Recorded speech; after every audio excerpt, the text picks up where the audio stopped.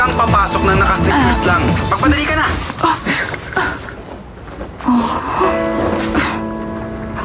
Kailan ka dumating dito? Ano ka pa naman? Paano mo natatanggihan ng isang sexy babaeng katulad ko? Hindi lahat ng naghuhubad sexy. Baka naman, mas gusto mo ng lalaki. Nahalata mo? Na lalaki ang gusto ko?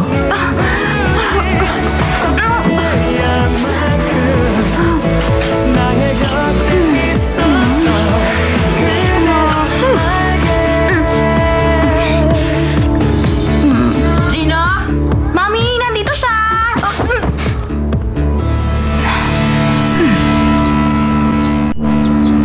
Julian Park, ang weather forecast mo.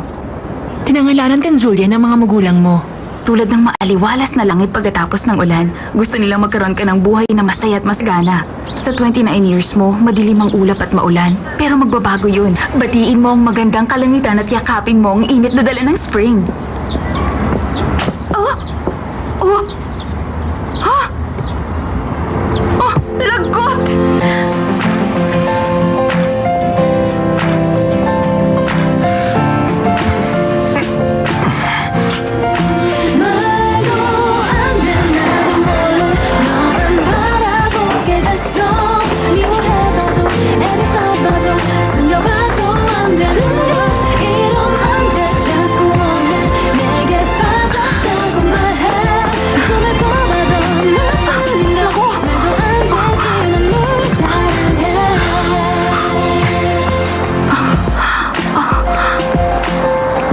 Taxi! Oh. Anong ginagawa mo? Sasakay. Ako ang pumarang ng taxi. Ako na unang pumara, no? Mas mahaba lang yung braso mo sa akin. Anong gusto mo mangyari? Una ako sasakay sa'yo. Oh!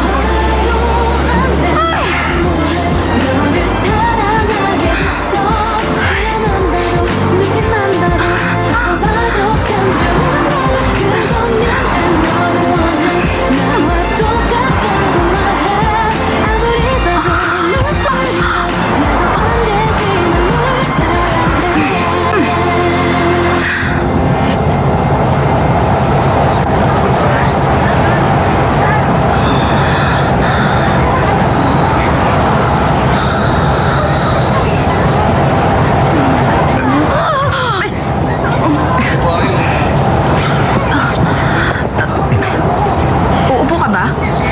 Oo naman.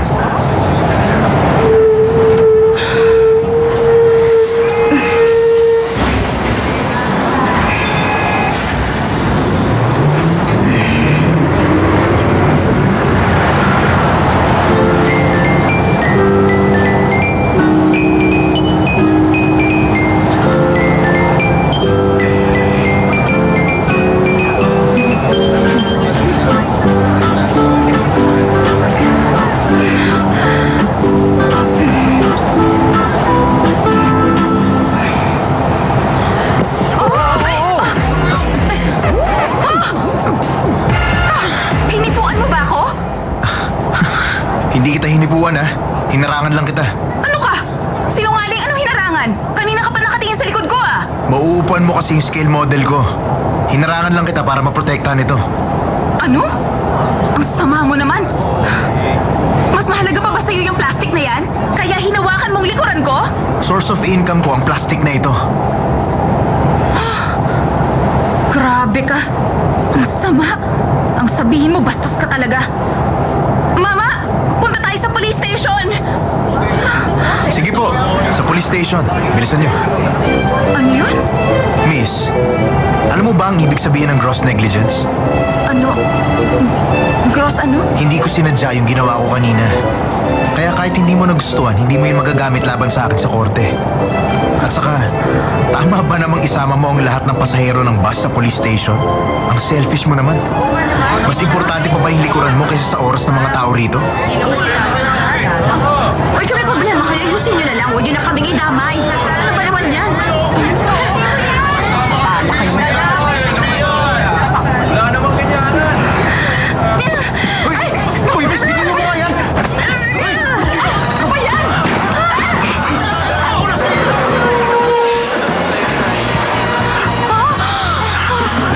Yan ang dapat sa'yo!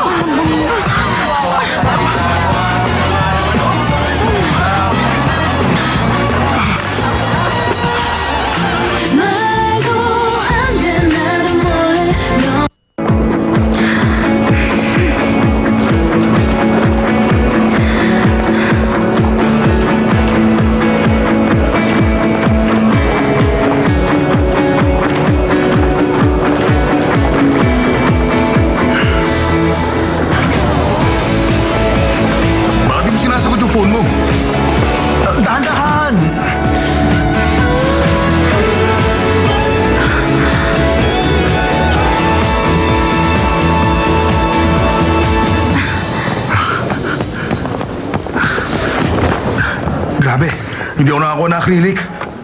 Check ko sa office. Arthur, bakit? Ibaba mo na yan. Bakit? May 20 minutes pa.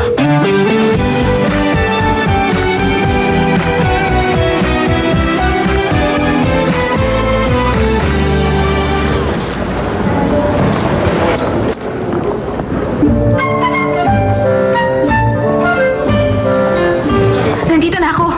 May kliyente na ba tayo? Baka papunta pa lang.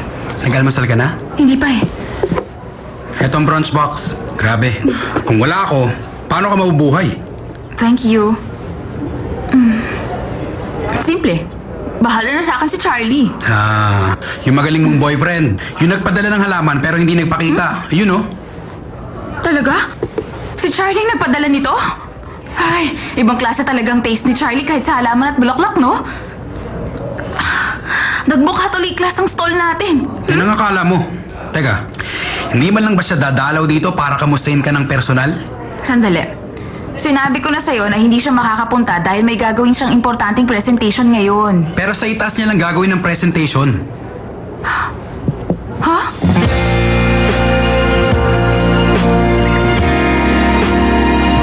Hindi mo na kailangan pahirapan ang sarili mo para ayusin yan.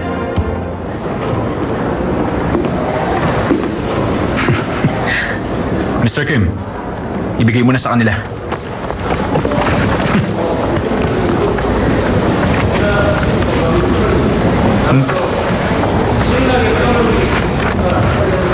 Ano to? Kakasal ka na? Bukas na to ah. Tama. Gusto ko kasing maranasan ng staff mo ang kumain ng masarap na reception food. Ilan nga ba kayo? 5 lang, di ba? 50 ang staff mo, hindi ba? Sila ba ang maglilinis sa mga kalat mo? See you there.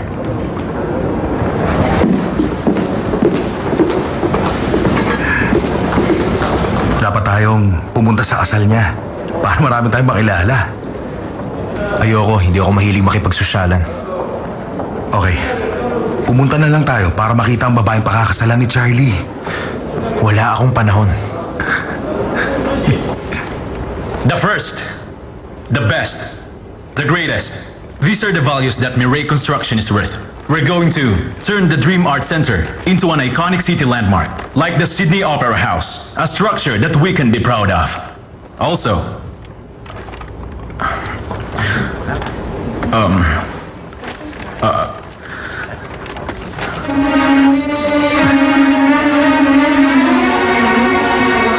I apologize. We have a slight problem here. Ah yes, here we are. And so the metal screens would be utilized to maximize the lighting.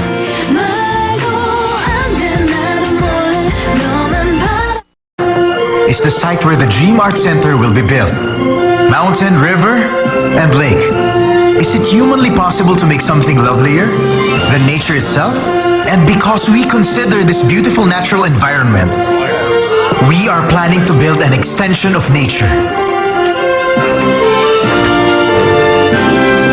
We envision the Dream Art Center to be a place where nature, culture, and humans communicate and relate with each other. The space will be eco-friendly. It will be a place where one can take in the beautiful landscape and will be a part of it. The core of this design is based on the idea of harmony.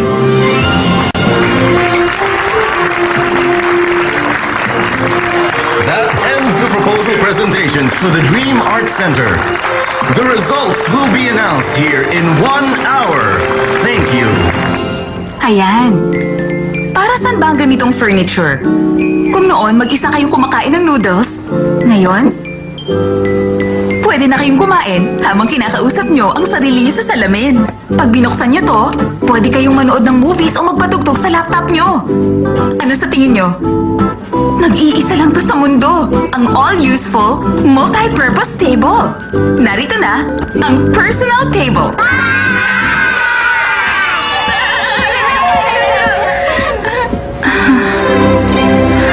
Mga bata, nasa Nasaan ang mga mama niyo para bumili sila? Teka, mga bata, sandali! Nagtitinda lang naman ako.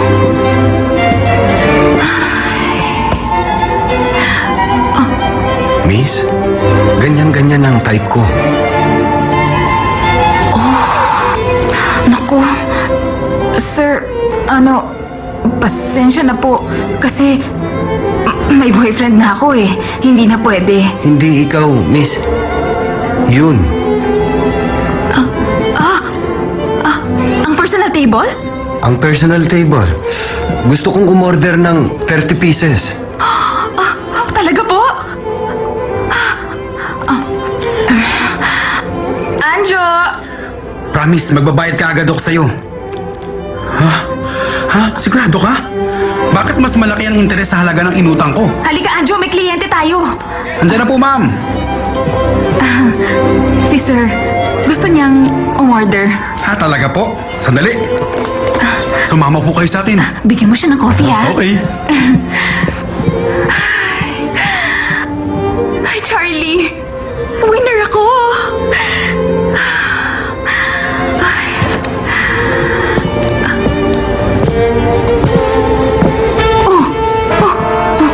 Naku! Bakit nandito siya? Ang galing nito ah. Perfecto sa isang katulad ko na nakatira lang sa maliit na lugar. Magandang idea. Wow! Hanep! Made for the warm, easygoing, and refined singles. Bagay na bagay sa akin. Magandang pakinggan ang tagline. Pero kung i-analyze mo, it's just vanity. Bad.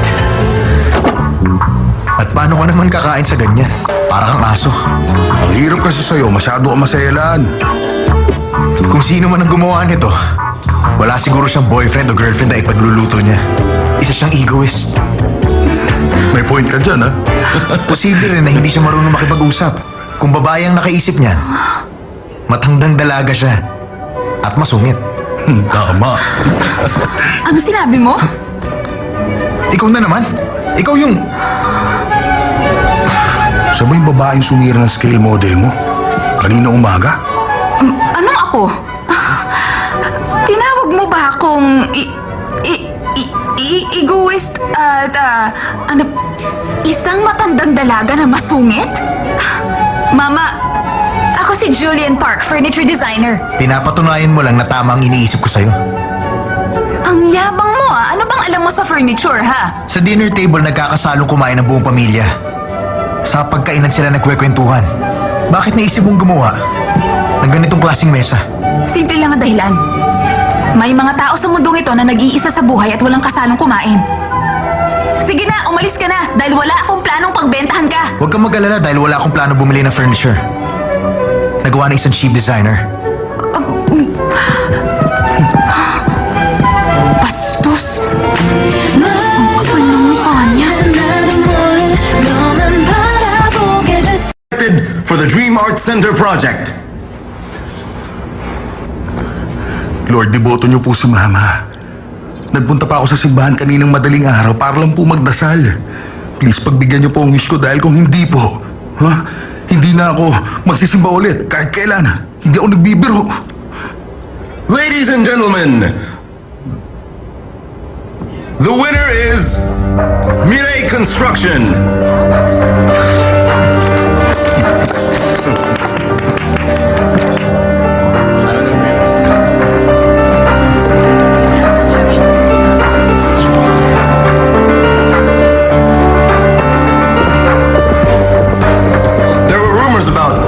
Unethical involvement in the voting process, but I didn't want to believe them.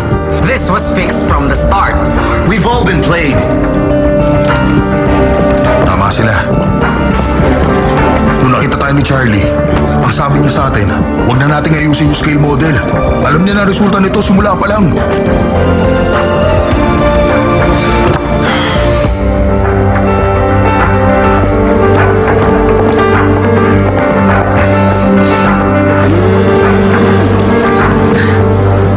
Lizzie.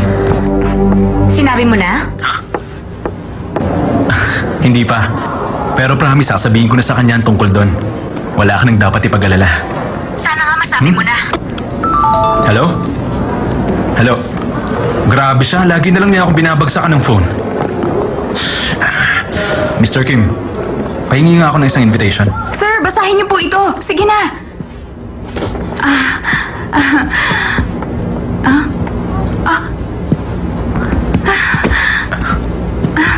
Charlie, kumusta ang presentation mo? Siyempre naman successful. Kami ang napili. Kamusta naman ang sales ng furniture? Meron na akong sale. Salamat sa halaman, ha? You're welcome. Pwede bang humanap tayo ng lugar kung saan tayo pwedeng mag-usap ng maayos?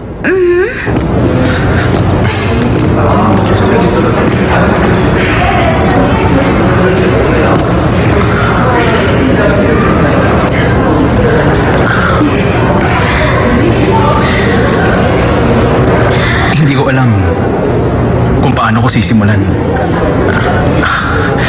Ang hirap magsalita. Sabihin mo lang.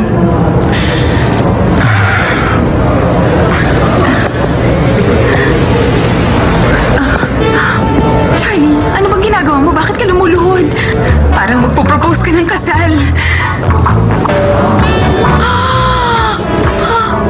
Teka, gusto mo nang magpakasal? Sandali, diyan ka lang muna. Nabigla ako. Hindi pa ako handa, Charlie. Huwag ka muna tumayo. Teka muna. Pwede bang ibigyan mo ako ng ilang minuto? Mag-iisip lang ako. Charlie Han, Oh, ano nangyayari, Charlie? Kilala mo ba siya? anong ibig mong sabihin na hindi namin kailangang ayusin ang scale model namin? Plinano mo ba yon? Simula pa lang alam mo ng resulta. Ginapang ba ni Mr. Han? Si Chairman Han? Teka, akala mo ba member ka pa rin ng Mere Construction? Dahil lang sa namatay mong papa, kaya kita pinakikisamahan. Wala kang karapatang akusahan ng papa ko! Kapag nalaman kong ginapang mong resulta, papalikan kita. Bitawan mo nga si Charlie. It just shows that you are a violent person. Do you want to fight? Sige, sundukin mo ako! Alam mo, Gino at John, sa oras na ito, kung sinabi mong tulungan mo ako o iligtas mo ako, you know, Gino, I could have helped you. It's obvious how desperate you are. Mag-isip ka naman. I'll call you later. Charlie! Alam mo, sa totoo lang naaawa ako sa'yo. Mukha kasing nanalong proposal niya. Tanggapin mo na lang ang pagkatalo mo. Alam mo kasi, ang tunay na lalaki... Wala kang pakialam sa amin. May karapatan ako makialam dahil pagkakasalan niya ako. Pakakasalan ka niya? Tama! Magpo-propose na sana siya nung bigla kang dumating at ng away. Dahil sa'yo, hindi na niya ako inalok ng kasal. Bukas na to. Kailan ba dapat ang kasal ninyo? Ewan ko, pero kung natuloy ang pag-propose niya sa akin kanina, siguro, sa fall na. Teka nga, bakit mo ba tinatanong pati ang kasal namin? Kung pakakasalan ka nun, hindi siya basta aalis dito at iiwan kang mag-isa, lalo na sa kaaway niya. Tumigil ka nga, mabuting tao ang boyfriend ko! Grabe, dahil sa kanya hindi natuloy ang pag-propose sa akin ni Charlie. Kakainis siya. Talaga bang magpo-propose na si Charlie sa'yo nung niyaya ka niya kausapin? Sa tingin ko, malapit na rin akong ikasal. Ihagis mo sa akin ang bouquet bukas, ha? Julian, pwede bang makipag-break? Meron ba akong ginawa na ayaw mo, Charlie? Hindi lang talaga kita minahal. Mahal kita, Julian.